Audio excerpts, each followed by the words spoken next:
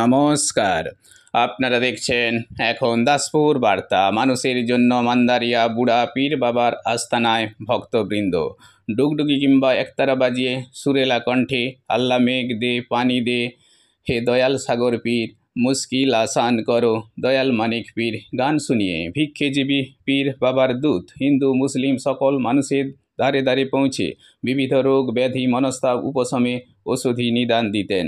হারানো জিনিস প্রাপ্তিতে মানত করে সফল হলে পীর বাবার থানে পুজো দেওয়ার 5 শতাধিক বছরেরও পুরানো রীতি এখনও অব্যাহত।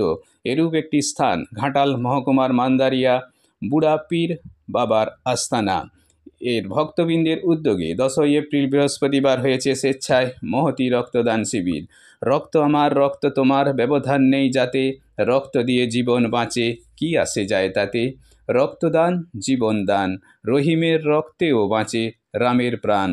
এরই বাস্তবায়নে মুমূর্ষু মানুষের পুনরুজ্জীবনের লক্ষ্যে ঘাটাল ব্লাড সেন্টারের সহযোগিতায় উভয় সম্প্রদায়ের 12 জন মহিলা সহ মোট 51 জন স্বেচ্ছায় রক্ত দিয়েছেন।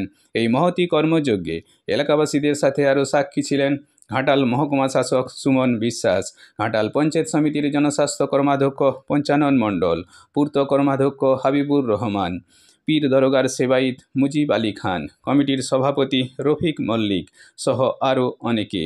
উদ্যোক্তাদের পক্ষে ইয়াসিন আলী খান জানিয়েছেন, 1 সপ্তাহের মধ্যে তাঁদের এই আয়োজন এই প্রথম। আগামী দিনে এর আরও প্রসার ঘটানোর বার্তা দিয়েছেন তিনি। ঘাটাল থেকে রিপোর্টে শ্যামসুন্দর দলই। Like and follow with subscribe এখন দাসপুর বার্তা। এই দাসপুর বার্তায় যুক্ত হন, আলোর পথে এগিয়ে চলুন।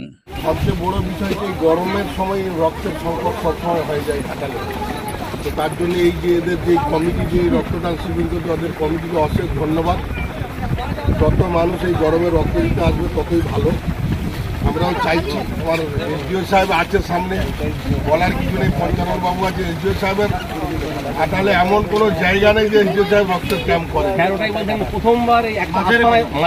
মাজারের প্রথম এইখানের মাজারের কর্তৃপক্ষকে বলবো ভালো থাকুন, এইভাবে মানুষের পরিষেবা দেন, মানুষের পাশে থাকুন।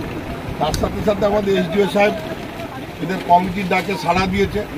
ঘাটাল ব্লকে যেভাবে রক্ত দাতা বেড়েছে সেটা একমাত্র যদি বলা যায় আমাদের এসডিও সাহেবের নাম বলতেই হবে।